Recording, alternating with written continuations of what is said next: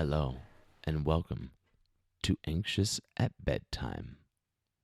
Oh, are we starting? Yeah. Oh, That's Monica. and that's Cash. You like that? That's different. Spicing it up. You like that? Thank you for joining us. Tonight we're talking about a story that's not only spooky, but is also a part of American legal history. Oh, Lord. Yeah. But first, it's been a minute since we talked. Hello. I hope we you talk every day, did you? We were talking right before we hit record. the listeners. Oh, okay. Hey, guys. We hope you guys had a wonderful holiday season and a great start to the new year. Yeah. Hopefully you guys had a really good holiday season, and it's been a dope-ass new year so far. Yeah. I had shit to talk about. She has shit to talk about. We did end up going ghost hunting on Christmas. Oh, we did that shit. I'm pretty sure a ghost was following Cash around. The EMF reader went off every time he came close to it, and then it would turn off every time he walked away. Yeah, I'm like that every time I show up. Things just gravitate toward me. Might be because I'm a big back and got my own gravitational pull. I don't know. Oh my goodness. What else has happened since we last recorded? We ghost hunted in that restaurant. Oh, yeah. That was weird. There's a local restaurant that we went to. I don't remember the name, and I'm not going to say it anyway. But it's supposed to be haunted, and we went there. It's like a brewery, and the basement is where all the action happens. But we just had ghost tube on while we were eating, and it shot out names. We haven't had that before, so that was weird. They didn't say my name, so that was cool. No. I couldn't connect the names to the restaurant, so who knows, but I still thought it was cool. The food was pretty all right. Oh, it was pretty damn good. Cheese curds, chef's kiss. Smacking. I recently started meditating again for one of my New Year's resolutions. I don't know if I can say that because I've done it twice and I keep forgetting about it, but I started. And the other night I was doing a guided meditation from Spotify that's supposed to help you fall asleep. And I was laying in bed doing all the breathing stuff, And I just kept thinking, this isn't going to work. Like, my mind was racing. There was 5 billion things that I didn't do that day that I couldn't stop thinking about. You know how those nights go? Then you woke up at 9 a.m.? No, not exactly that. But I did wake up, and I'm not sure how much time had passed, but I was halfway through another meditation on Spotify because it just started the next one. And I was like, what the fuck? It worked. It's dope. I don't know how. Magic. And not really. I understand it's not magic, but it was weird. It's all energy and vibes, man. Yeah. I know you meditate too, and we've briefly talked about this before, but are you ever scared that you're going to fall asleep and not hear what the guide is saying, and it's going to be something weird? Nope. Never? No. Oh. I think mainly due to my ADHD, like I can't actually fall asleep. I'm still too actively going on with it. No. I think you fall asleep. No, the second you fucking say something, sneeze, disturb me in the slightest, what happens? Yeah. Snap. That's fair, maybe. I'm I don't hyper know. alert, even like when I'm trying to meditate. I'm trying to get better at it to where it does something like to the effect that you got. But mine's mostly just, I don't know, relaxing. But I'm still very actively conscious. Maybe. I guess we'll find out one day, but I wake up and I'm like, where are you? No, but like in that episode of Friends, I think we've talked about this specific example before. But there's an episode of Friends where Chandler is trying to quit smoking, and the tape he was listening to was like a female empowerment tape instead of a quit smoking tape. And he started portraying stereotypical female characteristics. Or at FFA State Convention every year, there was always a hypnotist. But one year, this guy from our team volunteered for hypnosis, and for the rest of the day, every time someone said a specific word, I don't remember what it was, but if someone said the word, he would do the Porky Pig, that's all folks thing. Imagine he's listening to this shit and he snaps and does it. And his wife's like, what the fuck was that shit? I feel so bad. Sorry, player. Sorry. Well, we didn't say the word. Hopefully. Probably not. Hopefully. I don't remember what it was. If it's that common of a fucking word, people are going to think this guy has Tourette's if it's still around. I kind of feel like it was his name, but I don't remember for sure. It's probably a temporary hypnosis, Yeah. If you don't continue to hear it, I don't think it sticks. So if you're listening to the same exact meditation thing and you've never actually listened to it at all, and you fall asleep every single time and you do it repetitively, yeah, you might be brainwashed into doing some shit. But if it just here and there, like you've done it twice, dog, you're all right. Yeah. No, because that night that I fell asleep, I was telling myself too, like, well, you're not going to fall asleep anyway. And it's probably for the best because, like, I want to listen to this all the way through before I fall asleep and get some weird shit. That might be part of it too. Like, I don't know. I can't just blindly listen to something. I have to know what I'm listening to before I allow it to just be there. Yeah. I think that's a smart idea because you never know. I never really plan it. I can't control it. But imagine how fucking funny it would be if, like, I don't know, like you're in the grocery store and somebody says pickles and you're like, you start barking like a dog or something. I don't know. I'd be so fucking mad. You're like, what am I doing? What do you want in your fucking potato salad? And you're like, pickles. And I'm like, oh. I think you get mad too. You'd be like, the fuck is wrong with you? Every time I say, Mr. Pickle. You know? Yeah. Wild. Because how do you get it fixed? Would I be conscious of it? That's the big question. Oh, or would you be like, what do you mean? Subconsciously I'm doing it? Yeah, it'd probably be like some of our dumbass fights where I'm like, I was not an asshole there. And you're like, yes, this is how you said it. And I'm like, nah, I didn't hear that. That'd be that. Anyway, you aren't here to learn about my fears. You're here for us to give you fears. Ooh. Could you imagine if the American legal system allowed ghosts to stand trial during their murder cases? No. Well, that's kind of what happened in this case. Let's go back in time to the late 1800s in Greenbrier County, West Virginia. In roughly 1873, Elva Zona Heaster, known simply as Zona to friends and family, was born to Jacob Hedges Heaster and Mary Jane Heaster. She was the second oldest of 7 children. Because she was an older child, she was very close with her mother. They had a very special bond, and they were best friends.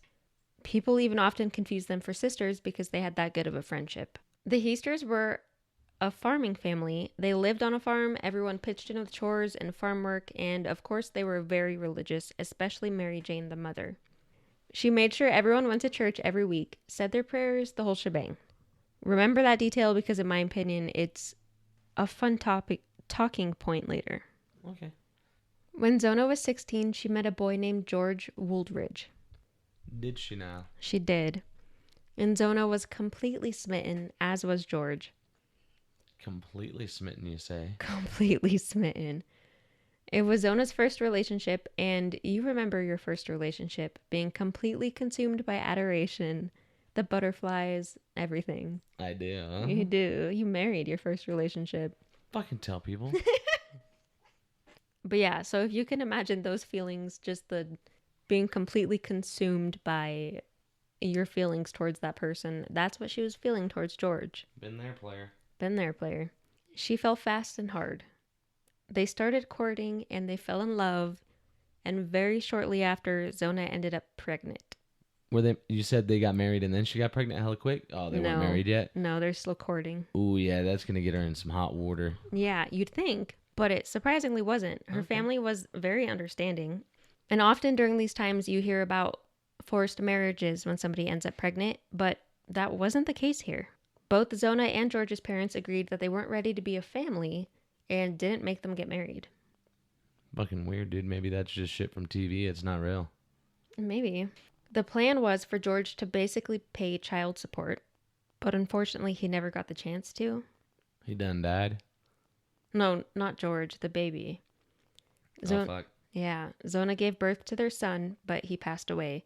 I couldn't find out exactly how shortly after birth that happened, but there isn't even a name on his death records. It just says Heaster Wooldridge, so pretty soon. Yeah. Unfortunately, the tragedy did not help the couple's relationship, and they went their separate ways. Yeah, that happens a lot. Yeah. Sadly. As you can imagine, Zona was just completely overcome with grief. She not only just lost her baby, and just went through the trauma of her first childbirth in the 1800s, which I can't even imagine how terrifying that was. Probably not great. Yeah. But she also lost her first love. Yeah. That childbirth had to have been fucking terrible. I would assume the childbirth was probably way worse than losing your first love. This left her in a very vulnerable place, and unfortunately, I think somebody dark sensed that vulnerability. In 1896, Zona met the handsome local blacksmith, Erasmus Stribling Trout Shue. What's that now? So, to my understanding, Trout is a nickname. So What was the rest? I think his given name is Erasmus Stribling Shue. Okay. Yeah. But he introduced himself as Edward. Understandable. That's way too fucking hard to remember. Yeah. So if that was my name, I'd be like, yep, Jack. Jack. So Edward is what I'm rolling with. Yeah. It's been said that Edward was new to the area, but his family had land in a neighboring county, so I'm not sure if he was just new to that town or what, but... He moved 85 feet over and he's like, I'm new here. I'm new. You look like the guy with the name that we call Edward over there. Yeah. He's like, no. Nope, just Edward. I'm mysterious now. I'm really Edward. Really Edward. I don't know what the fuck hoobada he was. I am just Edward. You mean Erasmus? Don't know him. Arachnophobia? You got it. I'm Edward. Do you think people back then had arachnophobia? Yeah, I don't know. You can look up when it was named that, but yeah, people have always been afraid of spiders. I don't know why, but that seems weird because, like... Back when we lived in the elements and there were more spiders. Yeah, like I think maybe our global climate change has helped make more spiders than there ever was before. That would make sense. I don't know. I'm no mathematician. Maybe we'll do an episode on it or something. That'd be a fun one, like the origins of fears. Oh, okay. I thought you meant just about like how spiders came to be in such abundance. I was like, I didn't know we're that kind of podcast. No, I like history, but that's a little... Always evolving, guys. Either way, whether he was new or not, lied about it, I don't know. The two met and sparks started to fly. Ooh. Was it the ex-boyfriend just pretending to be a new guy? No. He was like, fuck it, I'm Edward. No, that guy actually got in a new relationship and was married a year later, so he moved on kind of quick. So no, I don't think it was him pretending to be somebody else. Presumably not then. Yeah.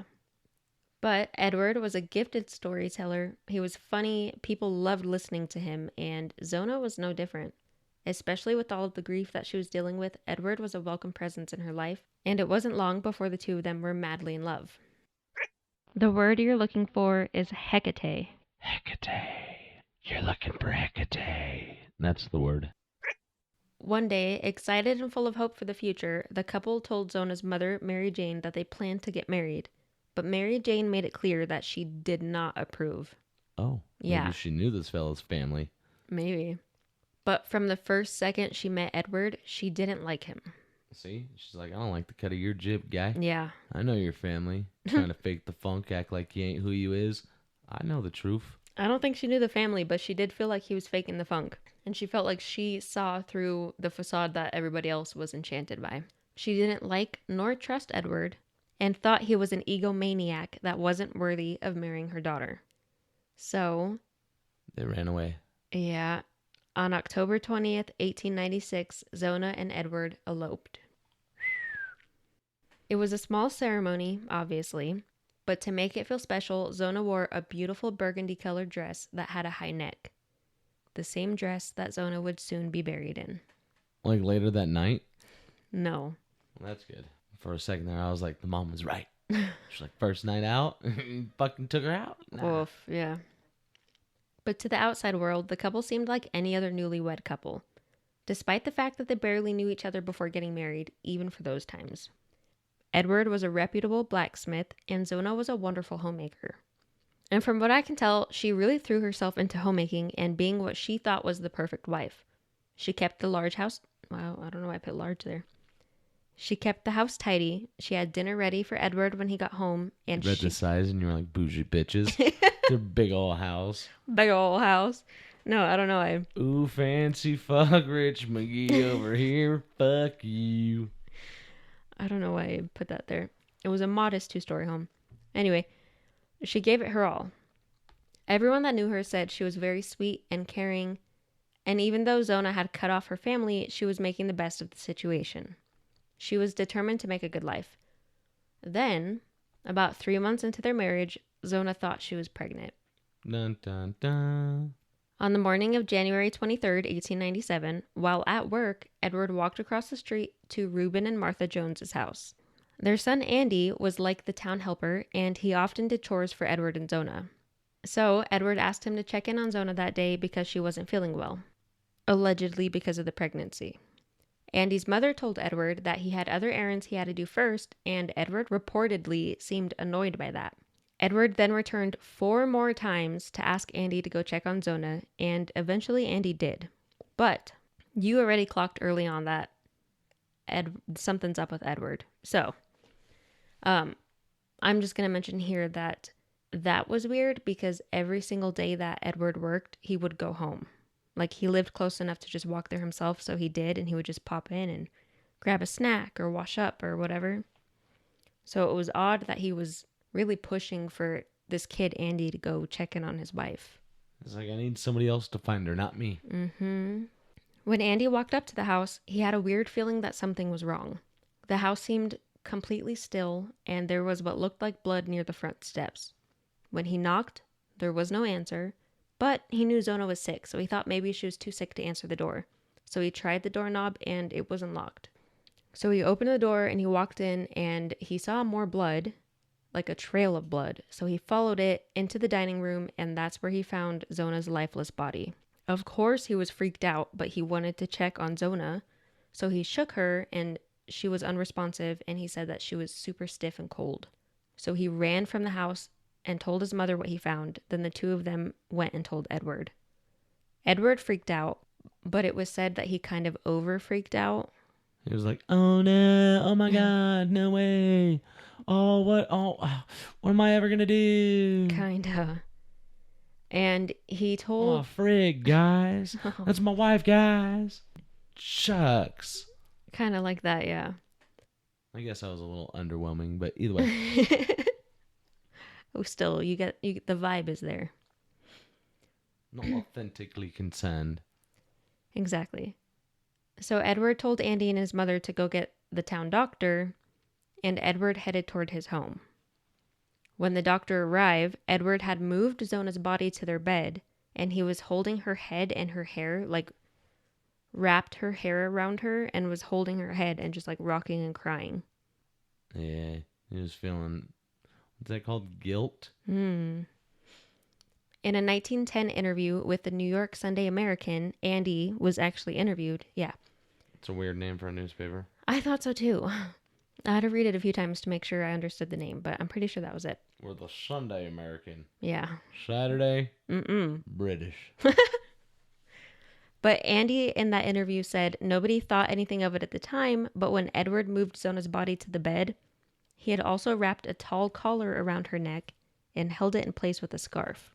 Collar? Oh, like covering where he slit her throat?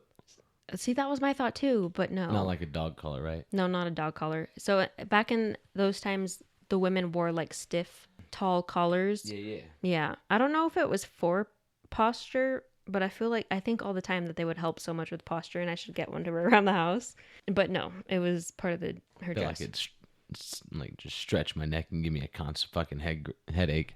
I have a constant headache, so it might help. I do too, but I feel like it'd be a worse one. Like one of those ones where it's like, yeah, and you don't need your head at all. It's gonna hurt until we finally actually get it off. Oh my We're trying gosh. both. Crazy. No thanks. I will throw in there that I saw reports, nothing official, but a lot of people said that Andy had also bathed Zona and changed her clothes before putting her in the bed. It's just fucking weird. Yeah. Why'd you let the kid find her then? What's the point in that? Yeah. So the doctor got there and he did an examination of Zona's body to the best of his abilities, but Edward never let go of her. He's like, you can see this part and this part. Don't look at her fucking neck, dude. Yeah. She's wearing a collar. Yeah, don't touch her collar. It's precious. Oh. It's protected by my hand, but protected. Yeah. Basically, the doctor was like, man, that's a little weird, but this guy must really be grieving like he loved his wife. I don't want to step on his toes. I'm just gonna jot down what I think could probably be the cause of death and let him be. And that's what happened. Yeah, that doctor felt real uncomfortable. Yeah.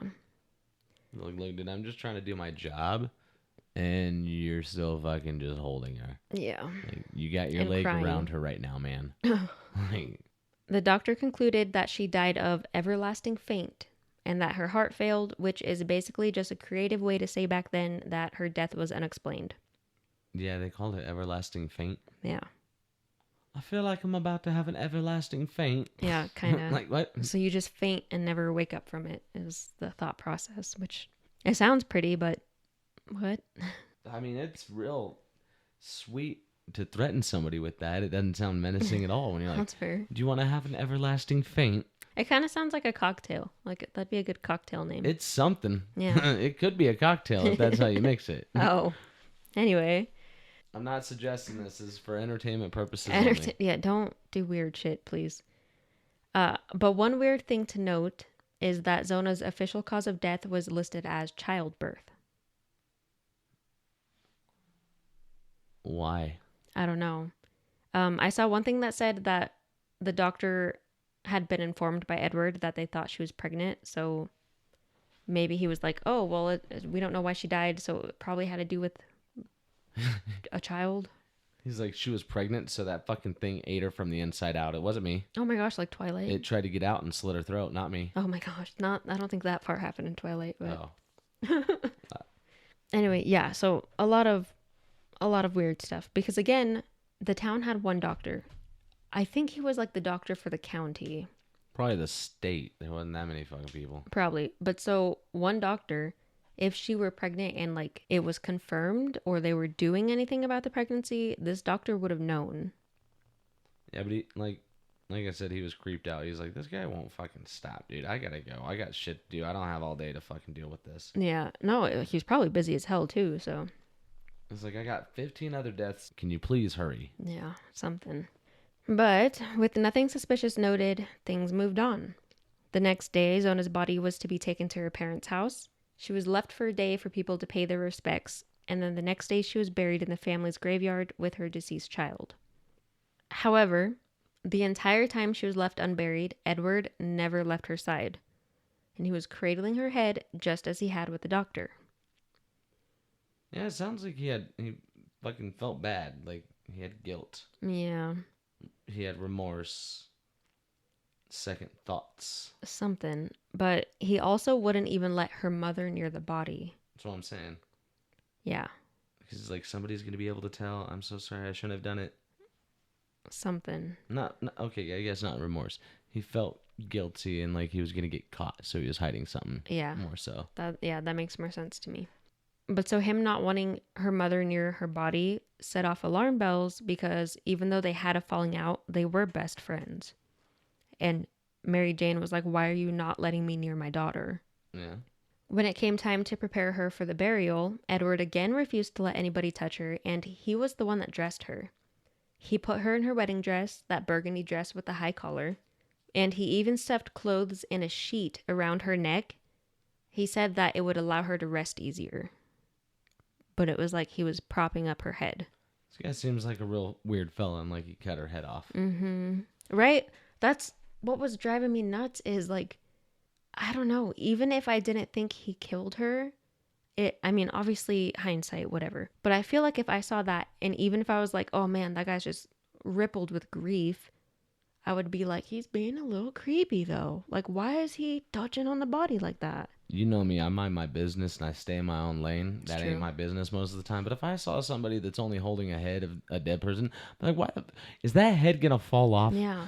I'm still minding my business. I'm curious to know if I'm going to see a fucking head fall off the second he lets go. Why is that guy holding onto that head for so long? Yeah. What is he doing?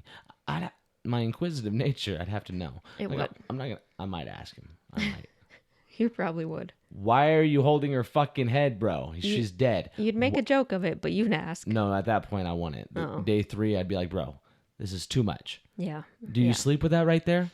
Why? See, that's another part. So they did the sitting with the body. I don't remember the name of it, but they sat up with the body the day before they buried her and like had a potluck, hung out with her, all that stuff. When nighttime came and people started getting tired and like going off to bed or to take naps or whatever, even then he didn't leave her body. That's what I'm saying. Nobody pried his arm up. Like, Yeah. Is this head gonna fall? Like, what? Did he not go to the bathroom at all? Did they not know that heads could come off? Like, that you could cut somebody's head off at this point? They had to have. They known. had to have. I don't know. Nobody was curious about that? Did they ever find out? Yeah. Okay. So after he propped up her neck with the sheets and clothes, he then wrapped her favorite scarf on her because apparently in their 3 months of marriage, she told him that she wanted to be buried wearing that scarf. Yeah, she wanted her head to stay intact. Yeah. Now, weirdly enough, some people did believe that it was sweet how heartbroken Edward was by the death of his wife, and that he loved her so much he couldn't bear the thought of anyone going near her, and he couldn't stop holding her head. Was he at least making it stare at him the whole time? Oh God, I hope not. At least then I'd be like, okay, dude, this is weird, but he can't stand to not have her staring at him. Like, whatever, weirdo. You do you. But right now, I'm just thinking he fucking cut it off and he's trying to keep it intact so nobody knows. Yeah, it sounds like it. Well, you already know, so I do know. Others, like Mary Jane, I'm anxiously waiting. thought that his actions were suspicious. From the very moment she learned of Zona's passing, Mary Jane believed Edward had something to do with it. In fact, she was quoted as saying when she found out, that devil killed her, or that devil of a man killed her, something like that. I didn't write it down. But she clocked it immediately.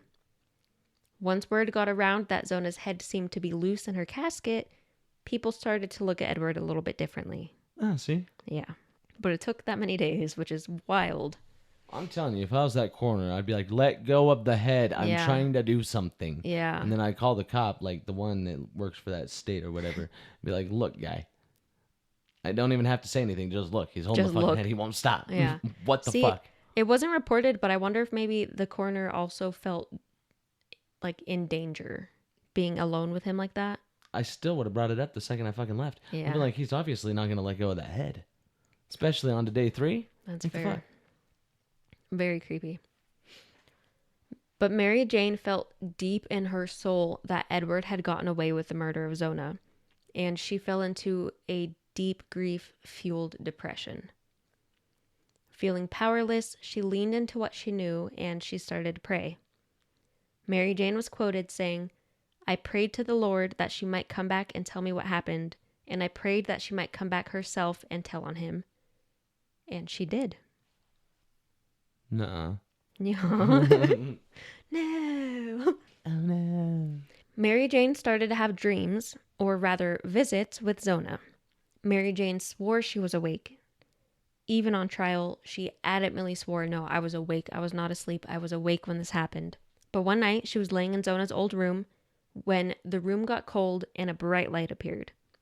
From the light, a human shape formed, and then Mary Jane could clearly make out that the form was that of Zona. Zona visited the following 3 nights as well.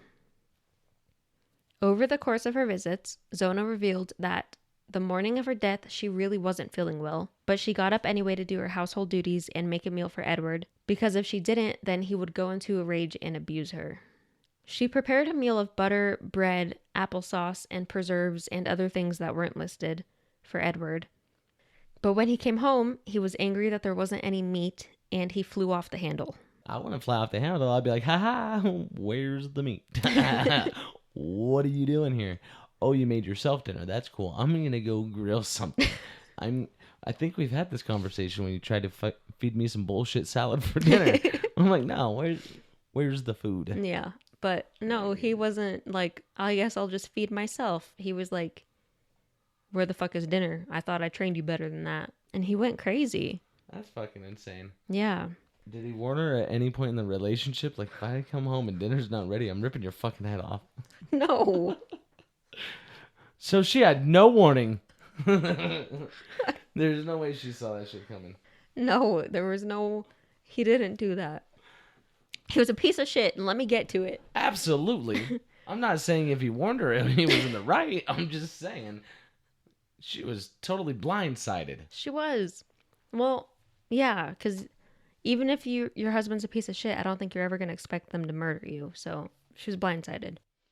Zona told her mother that Edward choked her until she bled from the mouth, and that's why there was blood on the floor. Zona also said that Edward took her belongings that she referred to as her pretties and destroyed them to punish her. What were those?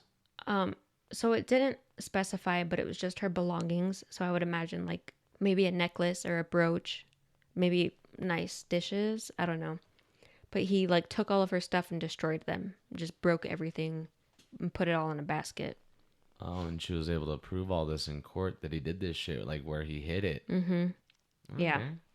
I saw it reported in a few different places that he also like grabbed her head, a hand on each side of the head, and broke her neck. And that's why her neck was all wobbly. But I couldn't find that to be 100% confirmed. On the final night that Zona visited, as she was leaving, she kept facing her mother and then started to turn her head and kept turning her head until it had twisted 180 degrees so that her head was on backwards. Zona then turned around so that her head was facing Mary Jane, but her body was facing away, and she just walked out of the room. At that point, I'd be like, that bitch was possessed. I was tripping. Yeah, I want to be like, well, that's my daughter. It was great that she was able to come and tell her mom what happened. But if I was Mary Jane, I'd be so like pissed off. Like, you had to make me see that. No, you could have just used your words and told me. You didn't have to fucking put that in my brain. I'd be like, look, come back here. Yeah. Come back here. You remember how you sat there and told me the rest of this story? Yeah. Why'd you have to make me see that? Oh my God. I would never be able to stop seeing it. Your husband was nicer than that. He held your head still so I didn't see it. Like, the fuck? Yeah, I don't know. That hurt my stomach when I read it. I'd be like, one more time for the camera. But what a terrifying, like, last interaction with your daughter. Holy cow. Well, she lived to the point where she still pursued it. Like, yeah, she made me watch her fucking head swivel backwards like The Exorcist, but fuck that guy. Yeah. Of course, this did terrify Mary Jane, and it gave her the information she needed to prove that her daughter was murdered by her husband. So she went to the courthouse to explain all of it to the prosecuting attorney, John Alfred Preston. At first, Preston kind of thought he was humoring a grieving mother, but as her story went on, he found himself believing her. He probably went to the funeral. Oh, maybe. Yeah, small town. It's possible. After she left, he called the area's deputies and he told them everything, saying he wanted them to start interviewing people. Kind of just, put the feelers out there, see what's going on. And when they did, they talked to the doctor and found out a real exam wasn't done and Edward's strange behavior. So, an exhumation of Zona's body was ordered. Hell yeah. Yeah. Which was not completely uncommon, but it was pretty rare back then. It was at this point that they started looking into Edward's past, and they found some pretty weird things. For example, like we said, his name wasn't Edward at all. It wasn't even a nickname. It's just a name that he picked and said, this is me now. And it was a name he chose so he could go incognito after serving 2 years in prison for stealing horses. Well, that's a far way to escalate from stealing horses to snapping somebody's head. Well, hold on. Because it was also discovered that in 1885, he married a woman named Alice Cutlip, whom he had a child with. Alice divorced Edward after he left one day and never returned home. Alice also reported that Edward was very abusive towards her. Then in 1894, he married Lucy Tritt, who also died under mysterious circumstances. According to Edward, he was on the roof fixing broken bricks after a particularly rough winter, and he was throwing the broken bricks off the roof right as Lucy climbed up to bring him water. Apparently, he threw the brick so hard, accidentally, at her head that she died from blunt force trauma. No? Yeah. I don't think so. No. What do you mean, no? So yeah, things were not looking great for Edward. So on to the exhumation. They actually took Edward to it, and he was throwing a fit about how it wasn't needed, and he didn't want to see her be dug up, all that. He threw everything he had. But he did go. When her body was exhumed, they found a broken neck. Yeah. Yeah. Yeah, that makes sense. That's so wild, though. But it does make sense. I'm still tripping on how nobody was like, let her fucking neck go. Let go of her head. What are you doing? I get it was the 1800s, but still, that shit would have been weird. Yeah. Any point in existence. I agree. But I'll give everyone the benefit of doubt because everybody was grieving. Maybe they're just like, there are bigger things to think about right now. I don't know. But how wild is that Zona's body had the proof to go along with what Zona's ghost had told Mary Jane? Well, it is pretty wild. The case went to trial, and Edward was given the chance to testify. He spent an entire day talking about nothing really, which didn't help him at all. It kind of made people like him less because they saw the arrogance that Mary Jane had seen. Then Mary Jane took to the stand and was honest about her chats with Zona. She talked about how Zona said Edward broke her things, which they found out to be true. They found the basket of broken things. She talked about how Zona told her the layout of the house and where certain things would be, which was proven to be true. And remember, they had a falling out before Zona got married. I do remember. So Mary Jane had never seen that house. And she was able to say, like, oh, if you walk in the door and to the left and behind, this and and stuff was there, which is wild. And then, of course, she talked about how Zona said that she died of a broken neck, which turned out to be true. One of my favorite parts of the trial was when Mary Jane was on the stand. She was being asked questions about Edward, and she said, Shue gave me a ring he pretended she wanted me to have. But I don't know what dead woman he might have taken it off of. That's pretty fucked, but true. Yeah, she's feisty. Feisty as hell, but a true mama bear, and I love it. It also came out that Edward had been telling people that his big goal in life was to have married 7 different women. I think it would have been a little bit smarter to go with what he did in the first place and just keep dipping. Yeah, I don't know why. I mean, it's still shitty, but less shitty than killing people. Yeah, for sure. Like, what the fuck? It only took an hour for the jury to deliver a guilty verdict. He got life imprisonment, which infuriated people. Friends and neighbors of the Heasters believed that Edward should die by the same form of punishment that he had so willingly given out to such a beautiful soul. Grab his neck and twist it. Yup. They formed a mob to break him out of jail and hang him. Did it work? No. One of the neighbors caught wind of the plan and thought it was a bad idea to interfere with his punishment, so he told the sheriff. The sheriff and the neighbor tried to ride their horses to the jail, but in order to do so, they had to ride right past where the mob was meeting. Somebody in the mob recognized the sheriff and they kidnapped him. But ultimately, the sheriff was able to convince the mob it was a bad idea and they handed over the noose. The mob went home and Edwards was moved to Moundsville Penitentiary, where he served 8 years before dying of tuberculosis in prison at the age of 38. But only 2 years, huh? 8 years. Oh, 8 years. Yeah. Where did I get the number 2 from? I don't know.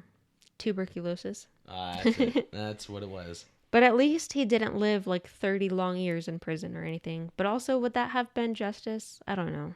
Probably a little bit more. I do want to mention that in one of the dreams, Zona told Mary Jane to go look in this one specific spot and she would find something, but she never said what Mary Jane would find. The area was searched, nothing was found. And that was kind of the basis of the defense. Yeah, the defense. But he could have moved something. It's true. Yeah, I don't know. But And her mom could have gotten it wrong a little bit. She got everything else right. She doesn't have to bat 1,000. Exactly. There's a lot that could go into that. It is still weird no matter what that there were so many things she did get right, especially the layout of the house. You can't explain that. It's fair. One theory that I did see circulating that I did just want to throw out there, I'm going to be honest, I don't believe it.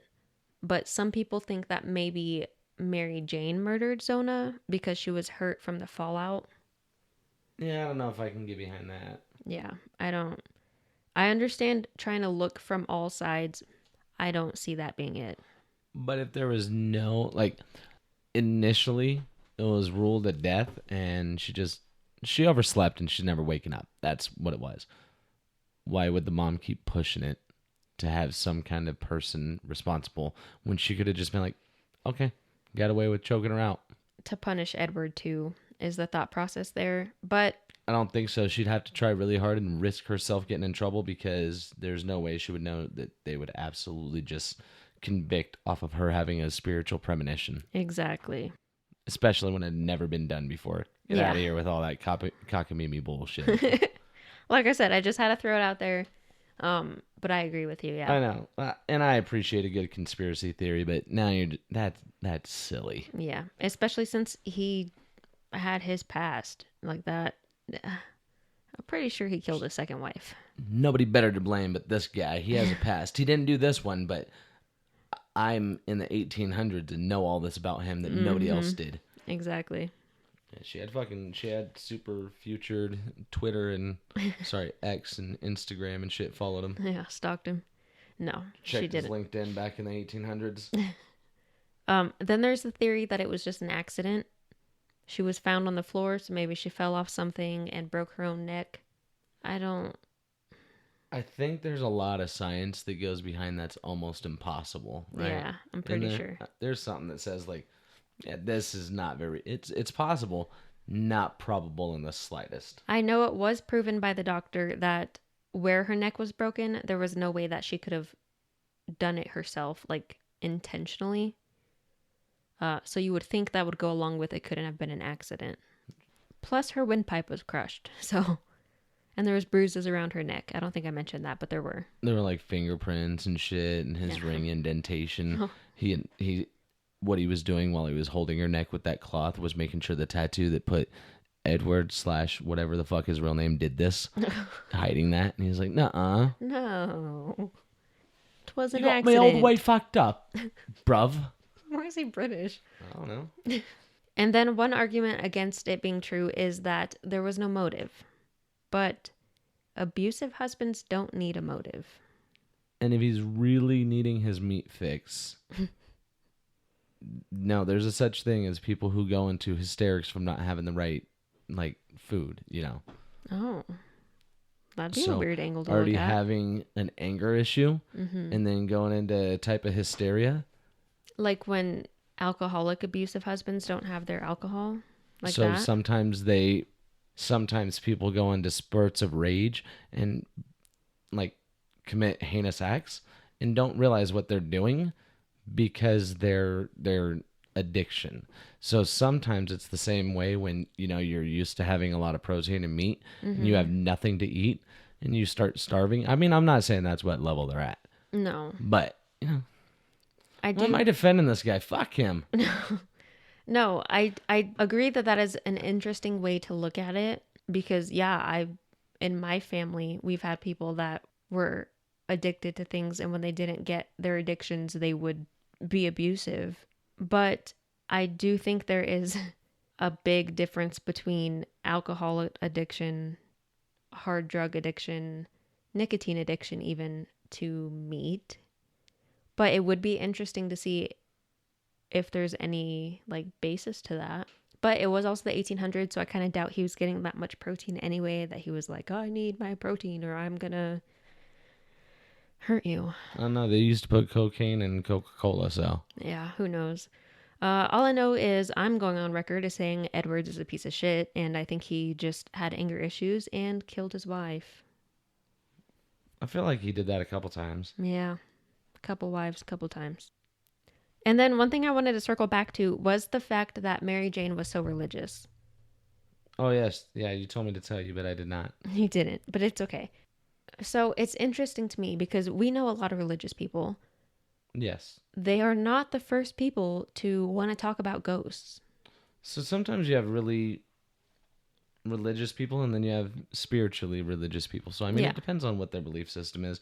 But yeah, a lot of the times that's not very common, especially I wouldn't presume in the 1800s it was especially. Yeah. So to think that especially right after the fucking Salem witch trials, that's crazy. I think it was right before. That's what led to it. I did want to talk about that, yeah. People were like, fuck this. This guy got fucking blamed because this witch. People fear what they do not understand, and what they do not understand, they try to destroy. It's true. But I think I was way off on the timeline. This is in the 1800s, right? Yeah, the Salem witch trials. We're in the 1600s. Were they? Yeah. I don't know why I thought they were in the late 1800s.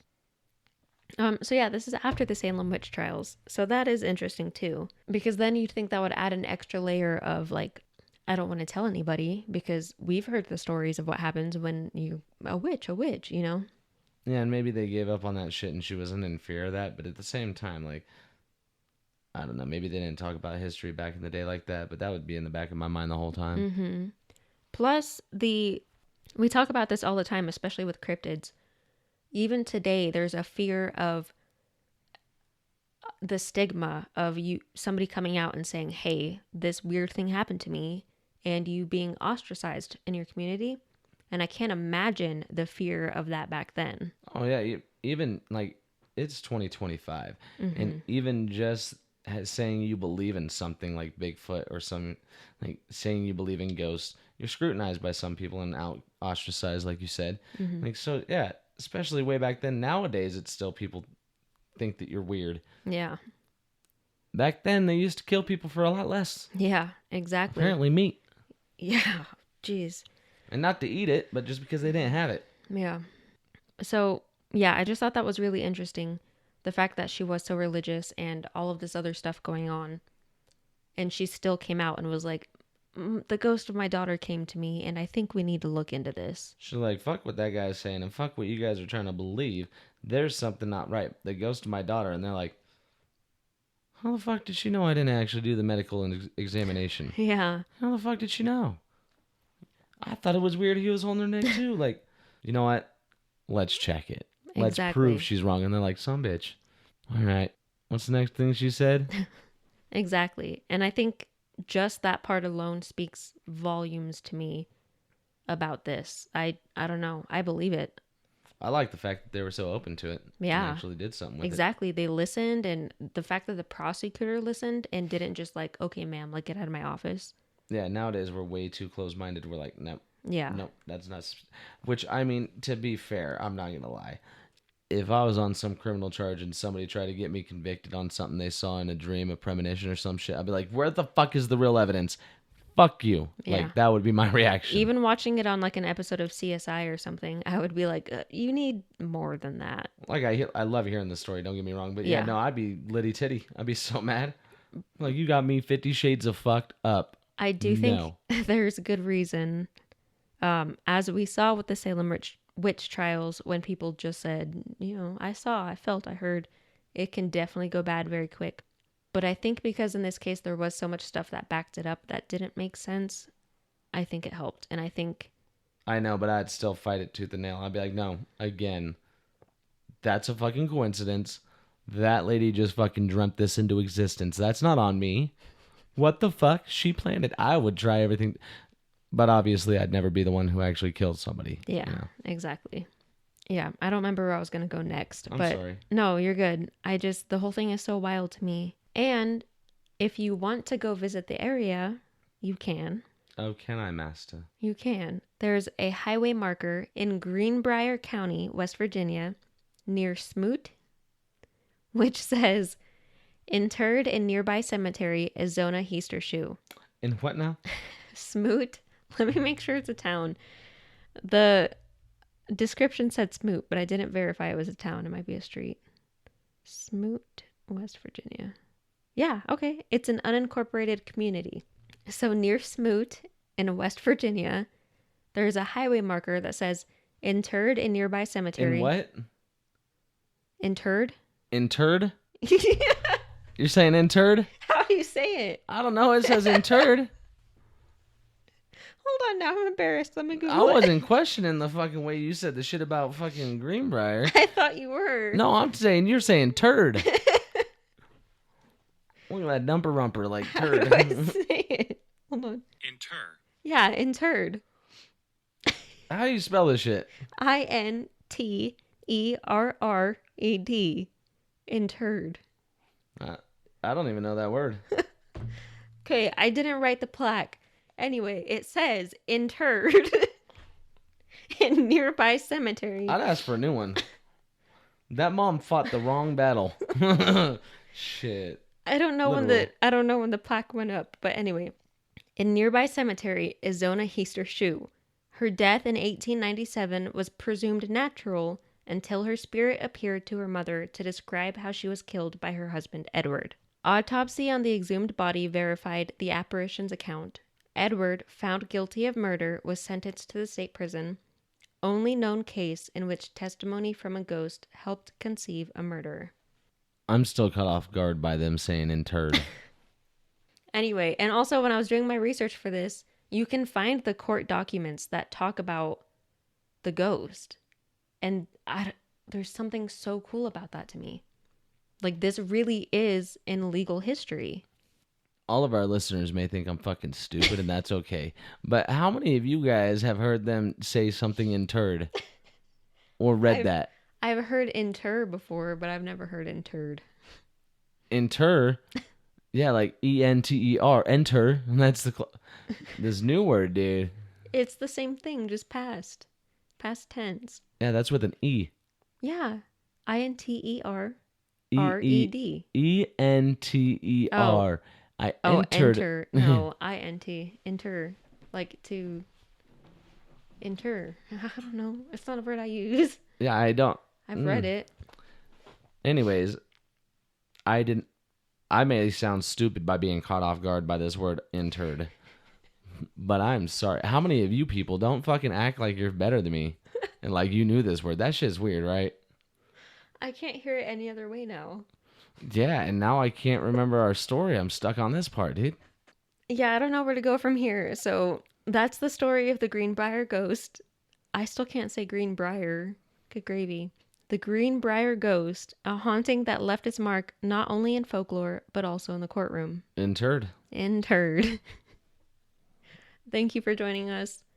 Join us next week for a cowboy episode. Yeah, there'll be a cowboy interred. You can find us on social media. We have a TikTok for now, an Instagram, a Threads. I think that's it. For now. If you're somebody you know has had a brush with the paranormal and you would like to have your story read on the pod, please email it to anxiousatbedtimepodcast@gmail.com. If you have seen the sign that says there's interreds over here, Jesus Christ. send a picture. Send a picture. Yes, if you've gone, tell us. I want to see it. I can't lie. I don't know if I'd ever go out of my way to see it. So I would love to see your I would pictures. for that fucking sign, dude. Because of the turd or because of the ghost in the court? Let's be real. It's for the interred. But I'd definitely let you take a picture of the ghost court shit. Honestly, seeing the court documents, like, that was cool to me. That you should look it up if you are into that type of stuff. I'm not. I'm just supportive. I was talking to our listeners. I know. But I was kidding. I am into that kind of stuff. You know that. If I can figure out how to do it, I will post them on our Not social reading, medias. But I make no promises. You know how that goes. If you're not new here, you've been around long enough to know that I'm not great on the social media side of things. So rate, review, like us, make your friends listen to us, do all the things. It really helps to get our podcast out to more people. The world may be a scary place with abusive husbands, but don't worry. The ghosts will tell the tales. Goodbye. Sleep tight. Probably fine. We're probably fine. We did that backwards, but we're fine. Probably.